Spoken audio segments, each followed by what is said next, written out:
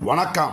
வாத்தியார் எம்ஜிஆர் என்ற நமது யூடியூப் சேனல் மூலமாக நான் உங்கள் வேல்முருகன். தாவேக்காவினருடைய பேனர் கலாச்சாரம் எங்கெங்கேயோ போய் இப்போ காவல் நிலையத்து மேலேயே பேனர் வைக்கின்ற அளவிற்கு வந்திருக்குதுங்க.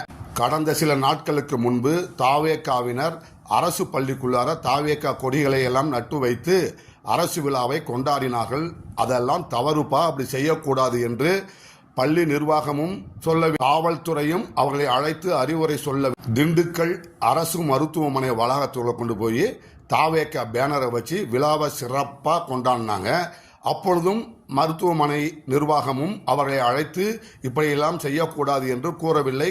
காவல்துறையும் அவர்களை அழைத்து அறிவுரை கூறாத இந்த நிலையில தற்போது கோயம்புத்தூர்லிங்க வடவள்ளி காவல் நிலையத்து மேலேயே அவர்களுடைய தாவேக்காவின் கட்சியினுடைய பேனரை கொண்டு போய் வச்சிருக்கிறாங்க. அரசு பள்ளியில் ஆரம்பிச்சு அரசு மருத்துவமனைக்கு போய் இப்ப காவல்துறையிலே கை வைக்கின்ற அளவிற்கு பேனர் கலாச்சாரம் இந்த ஆட்சியில தரிகட்டு போயிட்டு இருக்குதுங்க. தயவு செய்து அரசும் அந்தந்த காவல் நிலையங்களும் இதையெல்லாம் எச்சரிக்கையாக எடுத்து கூற வேண்டும்.